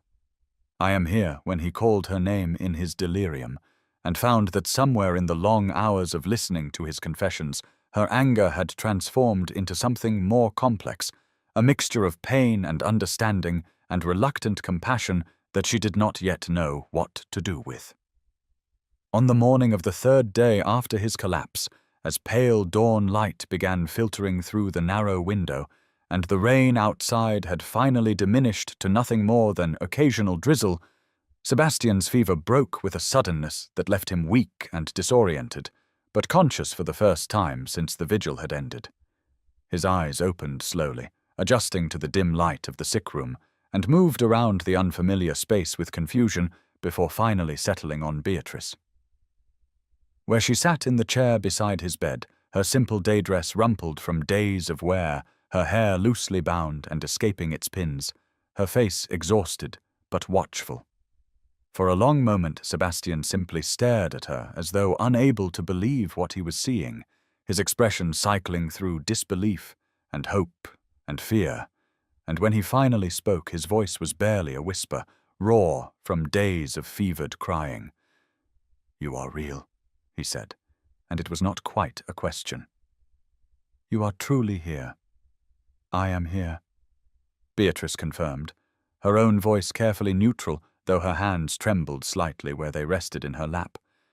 "You have been gravely ill. The doctor said the fever would either break or—" She did not finish the sentence, did not need to.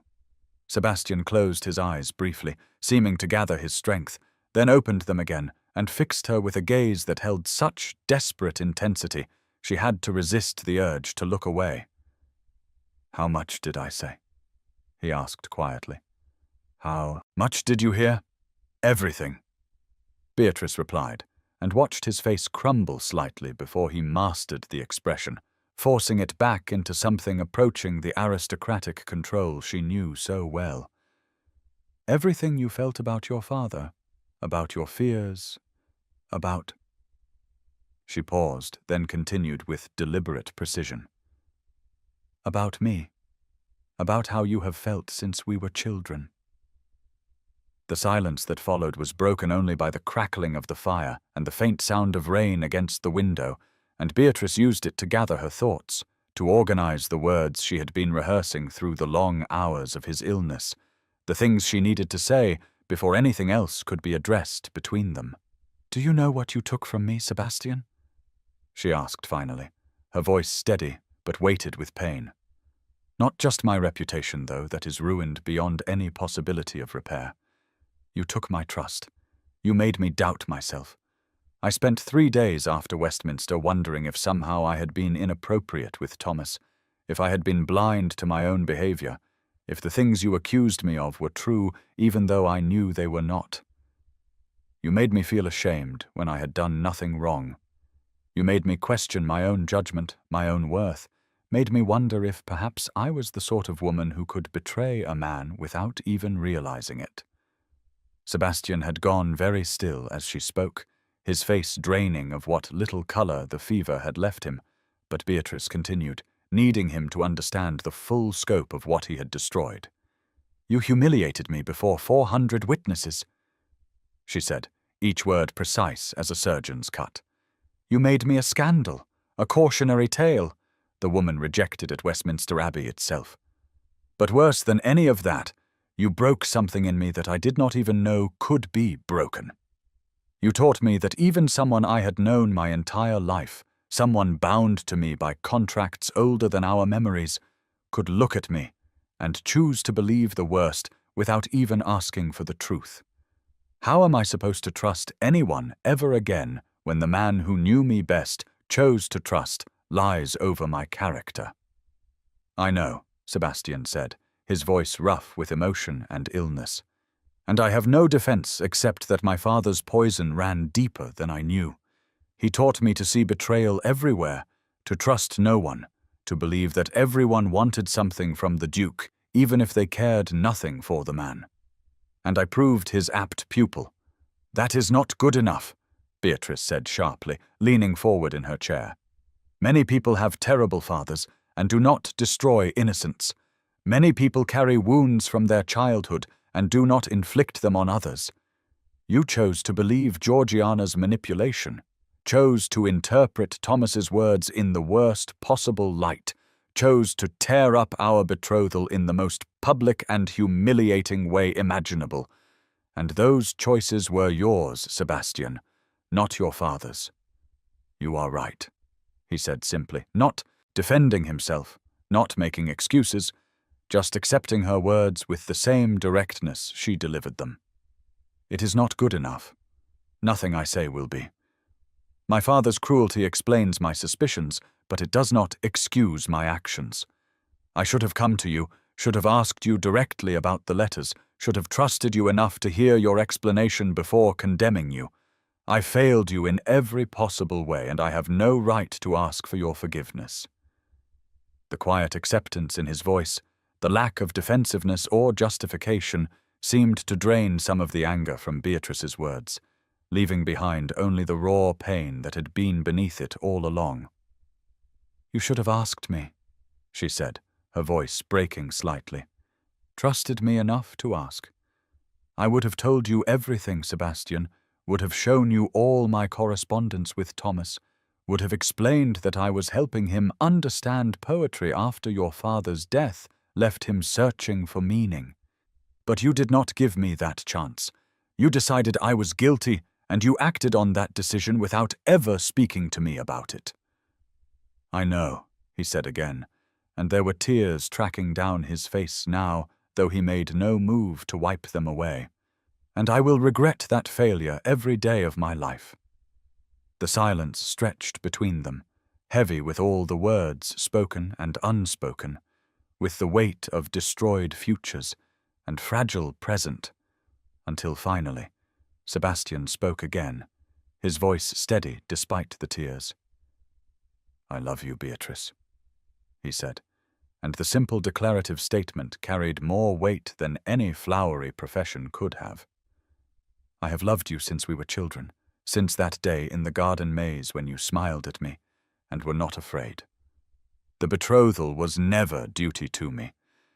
It was the only thing I looked forward to, the only bright spot in a life otherwise consumed by responsibilities I did not choose, and a legacy I did not want. When I thought you had betrayed that love, when I believed you cared for Thomas, I did not break because my pride was wounded, but because you were the only person I had ever trusted completely, and I thought that trust had been misplaced. But that is an explanation, not an excuse. I destroyed you because I was a coward, because asking for the truth required vulnerability, I did not have the courage to show, because it was easier to believe the worst and act on that belief than to risk hearing that you had never wanted me at all. Beatrice sat very still, absorbing these words, feeling them settle into the spaces his fevered confessions had already created, and recognized that this conscious, deliberate profession carried a different weight than the delirious murmurings she had heard over the past days. This was Sebastian choosing to make himself vulnerable, choosing to speak truths that cost him something, and she found herself unable to respond immediately, her own feelings too tangled and complex to easily express. "What do you want from me, Sebastian?" she asked finally. "What outcome are you hoping for by telling me this now?" "I want nothing," he said, his eyes holding hers with an intensity that made her breath catch. "Or rather, I want only what you are willing to give freely. If you can find it in yourself to forgive me, I will spend the rest of my life proving worthy of that forgiveness, proving that I can be the man you deserved me to be from the beginning. If you choose to walk away, to leave me to live with the consequences of my actions alone, I will accept that and disappear from your life entirely. I will not manipulate you with my suffering or use society's opinions to pressure you into any decision. Whatever you choose, I will honor it absolutely." The rain had stopped completely now, pale morning light strengthening in the narrow window, and somewhere in the house below, Beatrice could hear servants beginning their daily routines, the normal sounds of life continuing despite the extraordinary conversation taking place in this small room at the top of Fairfax House. She looked at Sebastian, truly looked at him, seeing not the Duke who had humiliated her at Westminster, or the penitent who had stood in the rain for 3 days, but the man beneath all of that, flawed and wounded, and trying desperately to find his way to something better than what his father had taught him to be. "I do not know," she said honestly, and saw him flinch slightly at the words, but accept them. "I do not know if I can forgive you, Sebastian. Do not know if what you destroyed can ever be repaired. Do not know if love is enough to overcome the damage that has been done to both of us by your actions and your father's legacy and the manipulations of others. But I know that I am tired of being angry, tired of letting what happened at Westminster define me, tired of sitting in the dark mourning a future that was never truly mine to begin with since it was arranged before I could speak." She paused, gathering her thoughts. "You say you have loved me since childhood, but I wonder if you have ever truly known me, if our betrothal allowed either of us to see the other as they actually are, rather than as duty required them to be. And I wonder if I ever truly knew you, if the man I thought I was going to marry was real, or merely a carefully constructed facade designed to meet expectations. Perhaps," she said slowly, testing the words as she spoke them, "we need to start from the beginning, to know each other as we actually are, rather than as our fathers decided we should be, and then decide if there is something real enough between us to build a future on, something chosen rather than inherited." Sebastian's expression shifted, hope kindling in his eyes, though he was clearly trying to suppress it, afraid to presume too much. "What are you saying?" he asked carefully. "I am saying I do not forgive you," Beatrice replied, "but I do not wish you dead either, and perhaps somewhere between those two extremes there is room for us to discover what might be possible if we chose it freely, rather than accepting what was chosen for us before we could walk." 2 weeks after Sebastian's fever broke, and he woke to find Beatrice sitting vigil at his bedside, the household at Fairfax House had settled into a routine so unusual that the servants had long since stopped commenting on it, though their eyes spoke volumes as they watched the Duke of Ashford, now recovered enough to move about but still weak from his illness, take up residence in one of the guest rooms under the pretext that propriety allowed it, since he had been gravely ill under their roof.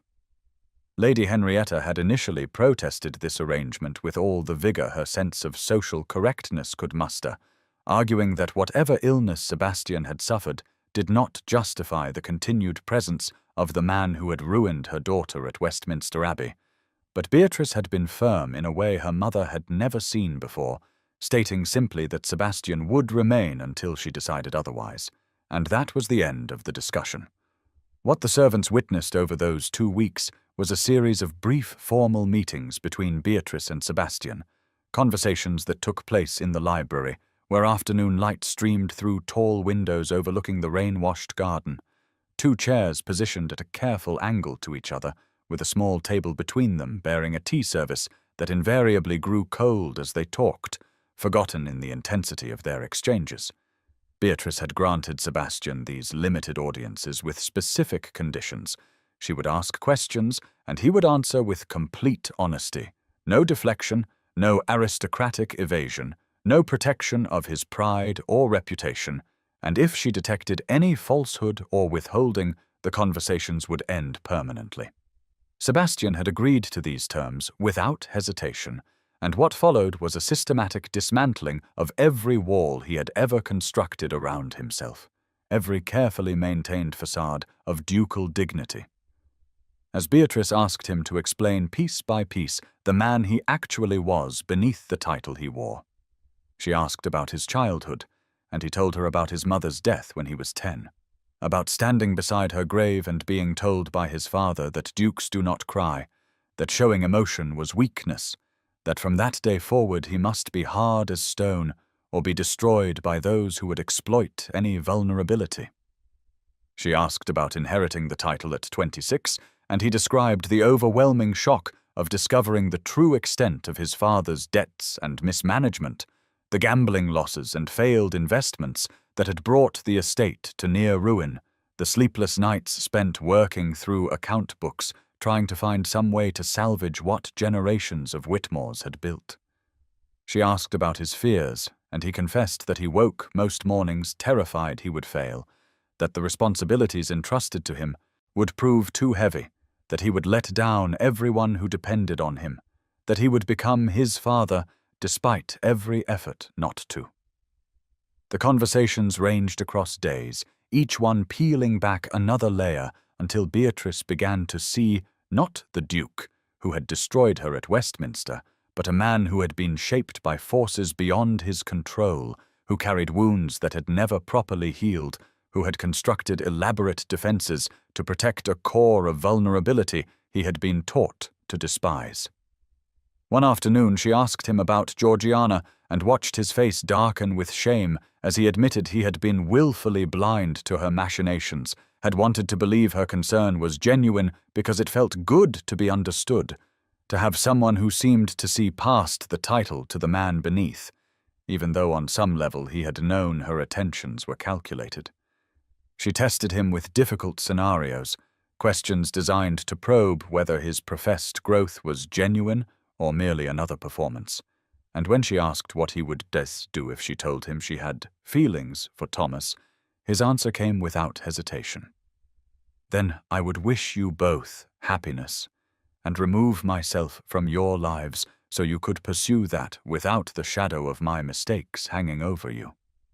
The honesty of these exchanges, the complete absence of defensiveness or excuse-making, slowly worked a change in Beatrice that she was almost afraid to acknowledge, a softening of the anger that had sustained her through the worst of her pain, a growing curiosity about whether the man emerging in these conversations was someone she might actually want to know independent of their complicated history.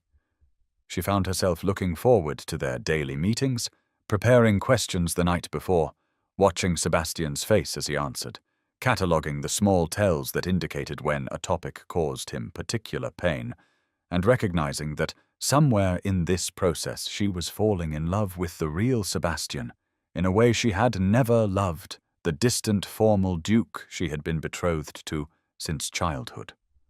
On the evening of the 14th day after Sebastian's fever broke, as they sat in their usual positions in the library with the last light of day painting the room in shades of gold and amber, Beatrice asked him the question she had been building toward through all their previous conversations. "What do you want, Sebastian?" she said, setting down her teacup with deliberate care. "Truly want, not what you think you should want, Not what duty or society or your position demands, but what you actually desire for yourself. Sebastian was quiet for a long moment, his grey eyes studying her face as though trying to memorize every detail. And when he finally spoke, his voice carried a weight of truth that made her breath catch. "I want you to be happy," he said simply. "If that includes me, I would count myself the most fortunate man alive, would spend every day proving worthy of that fortune. If it does not, if you need me to leave your life entirely in order to find peace and contentment, then I want to know you are well, even if I never see you again. That is what I want, Beatrice. Your happiness, whatever form it takes, even if that form does not include me." The answer settled into the space between them, honest and complete, asking nothing and offering everything. And Beatrice felt something shift in her chest, a realization crystallizing that had been forming through their 2 weeks of conversations. "Our fathers sold us to each other before we could walk," she said quietly, her eyes holding his. "Your father to settle debts, mine to collect them. We never had a choice in any of it, were bound by contracts signed when we were too young to understand what was being decided for us." "No," Sebastian agreed, his voice steady. "We did not have a choice." "I release you, Sebastian," Beatrice said, leaning forward slightly, her words precise and deliberate. "From the betrothal, from any obligation, from guilt. Whatever our fathers decided is no longer binding. You are free." She watched his face carefully as she spoke, and saw the series of emotions that crossed it. Confusion giving way to understanding, giving way to something that looked like grief. And when he responded, his voice was tight with controlled emotion. "Thank you," he said, the words clearly costing him something. "That is more grace than I deserve." He stood slowly, his movements still careful as he continued to regain his strength, and she realized with a shock that he was preparing to leave, believed she had just released him from her life permanently, and the realization galvanized her into speech before he could take more than a step toward the door. "I am not finished," she said sharply, and he stopped mid-motion, turning back to face her with an expression of such desperate hope barely restrained that she had to look away briefly to gather her courage. "I said I release you from obligation," she continued more softly. "I did not say I wanted you to leave." Sebastian went completely still, hardly seeming to breathe, and when he spoke his voice was barely above a whisper. "I do not understand." Beatrice rose from her chair and crossed to stand before him, close enough that she could see the pulse beating rapidly at his throat, could see the way his hands trembled slightly at his sides. "I want to know you," she said, the words coming faster now as though saying them quickly would make them easier. Not the Duke of Ashford, with all his titles and responsibilities and aristocratic bearing.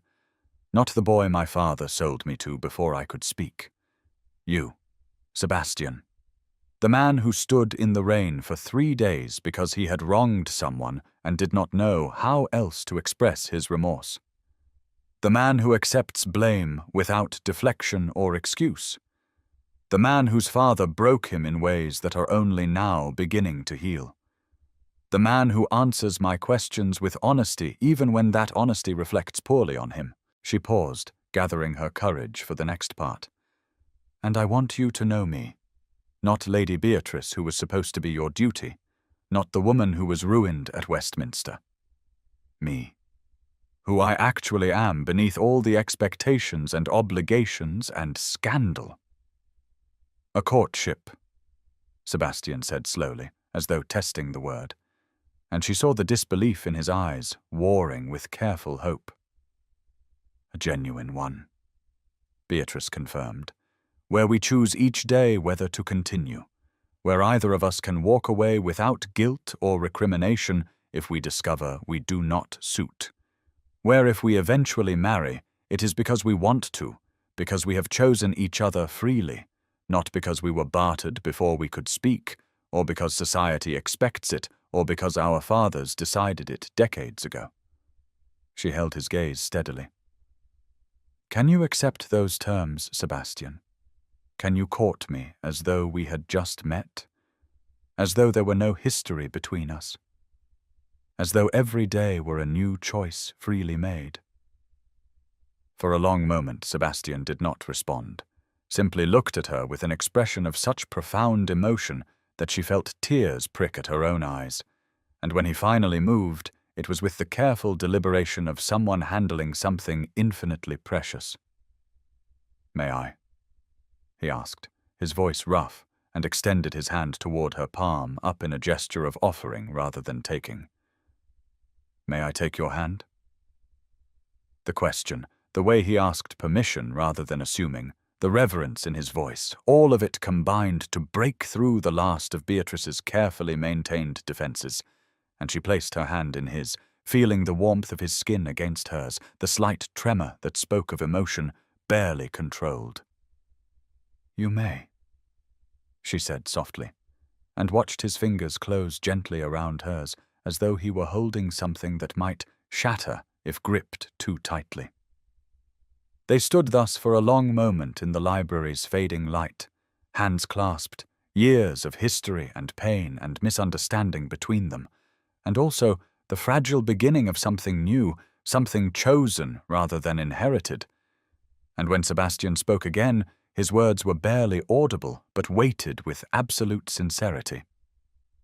"I will try to be worthy of this," he said, "of your willingness to begin again, of your courage in choosing to know me despite everything I have done.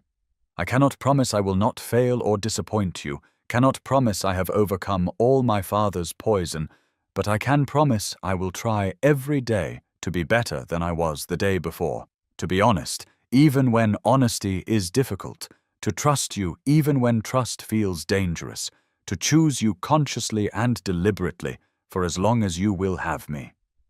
Then that will be enough," Beatrice replied, and meant it. The days that followed that evening in the library unfolded with a strange mixture of formality and intimacy, as Beatrice and Sebastian began the work of actually knowing each other. They took walks in the garden, now brilliant with spring flowers after the weeks of rain, the paths still slightly damp, but the sunshine warm and encouraging. And as they walked, they talked about everything and nothing, discovering small synchronicities that delighted them both. Sebastian pointed out a hidden corner of the garden maze where he used to hide as a child when visiting Fairfax House with his parents, seeking escape from the adult conversations that bored him. And Beatrice laughed and admitted that the same corner had been her favorite reading spot, that she had spent countless hours there with books propped on her knees, imagining adventures far from the constraints of her own life. They discovered that they both preferred morning rides to evening ones. Both found the opera tedious despite society's insistence on its cultural importance. Both harbored secret fondness for Gothic novels that they would never admit to anyone else. These small discoveries built upon each other, creating a foundation of genuine compatibility that neither had expected, and Beatrice found herself thinking that perhaps their father's choice had not been entirely without merit, that perhaps there was something between them that would have emerged even without the arranged betrothal, though she was glad they were now choosing it for themselves rather than accepting it as obligation. Lady Clara Wentworth, informed of the developing courtship by Sebastian, in a letter that apparently caused the old woman to weep with relief and joy, hosted a small dinner party 6 weeks after the library conversation, inviting only the most trusted friends and family to witness Beatrice and Sebastian's first public appearance together since the Westminster disaster. Society's reaction was everything one might expect: fascination and speculation and barely concealed delight at this new development in a scandal that had already provided months of entertainment.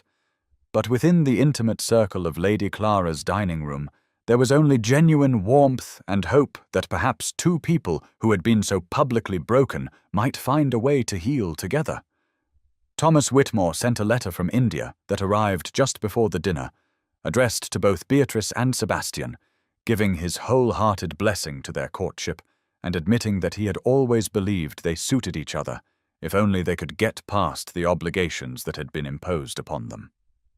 The letter also mentioned Georgiana, who had apparently retreated to the continent in disgrace, her reputation as thoroughly destroyed as she had attempted to destroy Beatrice's, living now in Italy on the charity of distant relatives who tolerated her presence but did not welcome it. Sebastian read this portion of the letter aloud to Beatrice, and she felt not triumph at Georgiana's fall, but a kind of weary sadness that so much damage had been done by one woman's jealousy and manipulation. Through the weeks and months that followed, Beatrice and Sebastian continued their deliberate courtship, choosing each day to continue, discovering that the choice itself was what gave their relationship its power and meaning. They argued sometimes, both having strong opinions shaped by years of independence, but they argued honestly without the defensiveness that had characterized Sebastian's earlier interactions, and found that disagreement did not threaten what they were building, but rather strengthened it by proving that they could navigate conflict without destroying each other. On a warm autumn evening, 6 months after that conversation in the library, Sebastian asked Beatrice to marry him properly, not as an obligation inherited from childhood, but as a choice freely made, kneeling before her in the garden maze in that hidden corner they had both loved as children, and offering her a ring he had designed himself, asking if she would consent to be his wife, not because their fathers had decided it, but because she wanted to. Beatrice, who had known for weeks that this question was coming and had already decided her answer, said yes with a joy that surprised her with its intensity, and they sat together in that sheltered corner, talking about the future they would build together, a future based on choice and honesty, and the daily work of loving someone well.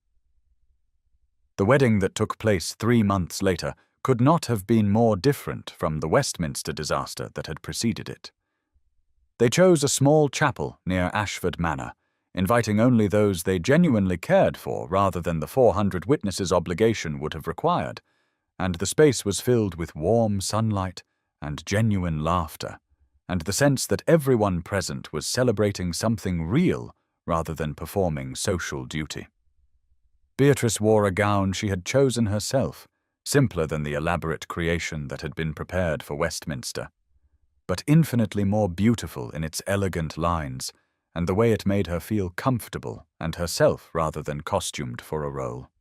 Sebastian stood at the altar watching her walk toward him, and his face throughout the ceremony showed open emotion, love and gratitude, and wonder that she had chosen him despite everything, the ducal mask he had worn for so long entirely absent. Thomas had returned from India for the occasion and stood as Sebastian's best man, and as they waited for Beatrice to reach the altar, Sebastian whispered to his brother, "I do not deserve this, her forgiveness, her love, any of it." Thomas smiled and replied, "Perhaps not, but she is choosing to give it anyway. And that is what love is, Sebastian. Not something earned, but something given freely. Try to be worthy of it going forward."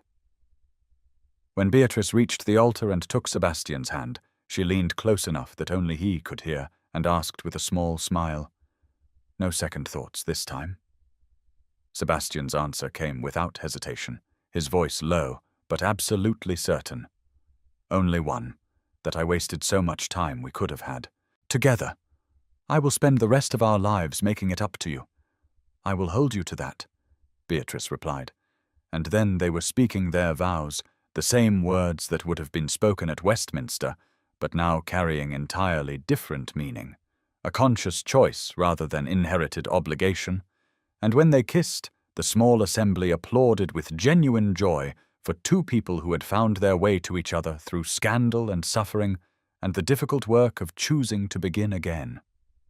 The final weeks of autumn passed in a golden haze as Sebastian and Beatrice settled into married life at Ashford Manor, which Beatrice had insisted be entirely redecorated before she would consent to live there, removing every trace of the cold formality that had characterized it under the old Duke's reign and replacing it with warmth and light and comfort. Her things were unpacked in the Duchess's chambers, books she loved lining shelves that had stood empty for years, paintings she had chosen brightening walls that had held only stern ancestral portraits, and everywhere she looked, she saw evidence that this was now her home by choice, not duty imposed. Through the windows of her sitting room, she could see the gardens that were being redesigned according to her specifications, and often she would catch sight of Sebastian walking there, and would leave whatever she was doing to join him, and they would walk together with fingers intertwined, talking about everything and nothing, the easy conversation of two people who had chosen each other and continued choosing each other every day. A letter from Thomas sat on the writing desk in Sebastian's study, congratulating them both on their marriage and sharing news of his posting and his own growing contentment in India. And beside it lay the household accounts that Sebastian was reviewing with Beatrice's input, the estate finally beginning to recover from the damage his father had done, everything suggesting not just resolution, but genuine new beginning. On an evening in late November, as the first snow began to fall outside and fires crackled cheerfully throughout Ashford Manor, Beatrice found Sebastian in his study and pulled him away from his paperwork to stand at the window, watching the snow transform the landscape into something clean and new. He wrapped his arms around her from behind and rested his chin on her shoulder, and they stood together in comfortable silence watching winter arrive. And Beatrice thought about how far they had travelled from that terrible day at Westminster, how much had been broken and rebuilt, how they had taken the ruins their fathers had created and constructed from them something entirely their own. This is what love is, she thought, not destiny or obligation, but daily choice, the decision to stay and work and build together, to be honest even when honesty is difficult, to choose each other consciously and deliberately over and over again. Sebastian pressed a kiss to her temple and murmured something about being grateful for second chances, and Beatrice turned in his arms to face him properly, seeing in his eyes the same wonder and gratitude she felt, and knew that whatever challenges lay ahead, they would face them together, not because they had been sold to each other before they could speak, but because they had chosen each other freely, and that choice made all the difference.